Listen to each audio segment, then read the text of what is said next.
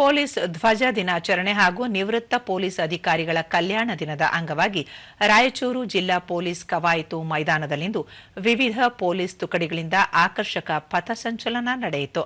ಕಾರ್ಯಕ್ರಮದಲ್ಲಿ ನಿವೃತ್ತ ಪೊಲೀಸ್ ಅಧಿಕಾರಿ ಬಸವರಾಜ್, ಜಿಲ್ಲಾ ಪೊಲೀಸ್ ವರಿಷ್ಠಾಧಿಕಾರಿ ಅರುಣಾಂಶು ಗಿರಿ, ಹೆಚ್ಚುವರಿ ಅಧೀಕ್ಷಕ ಕುಮಾರಸ್ವಾಮಿ, ಜಿ ಹರೀಶ್, ಡಿವೈಎಸ್ಪಿಗಳು ಸೇರಿದಂತೆ ಇಲಾಖೆಯ ಅಧಿಕಾರಿಗಳು ಹಾಗೂ ಸಿಬ್ಬಂದಿಗಳು ಉಪಸ್ಥಿತರಿದ್ದರು.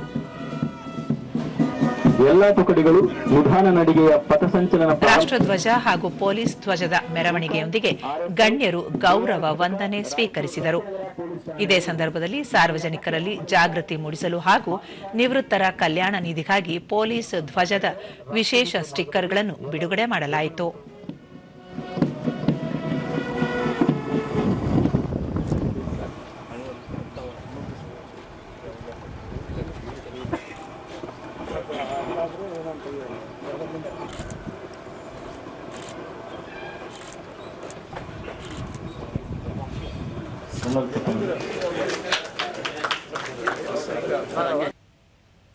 ಬಳಿಕ ಬಸವರಾಜ್, ಪೊಲೀಸರು ಕರ್ತವ್ಯ ನಿರ್ವಹಿಸುವ ಪ್ರತಿ ಸ್ಥಳದಲ್ಲೂ ಧ್ವಜದ ಅಸ್ತಿತ್ವ ಇರುತ್ತದೆ.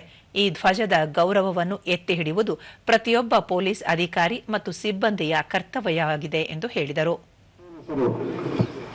ಯಾಕೆಂದರೆ ಅದು ನಿಜವಾಗಿ ಎಲ್ಲ ಯಾವುದೇ ಸಂದರ್ಭ ಇರಲಿ, ಯಾವುದೇ ಸಂತೋಷ ಕ್ಷಣಗಳಿರಲಿ, ದುಃಖದ ಕ್ಷಣಗಳಿರಲಿ, ಎಲ್ಲದಕ್ಕೂ ಸ್ಪಂದಿಸಿ ನಾವು ಎಲ್ಲ ಅದರಲ್ಲಿ ಕರ್ತವ್ಯ ನಿರ್ವಹಿಸ್ತೇವೆ.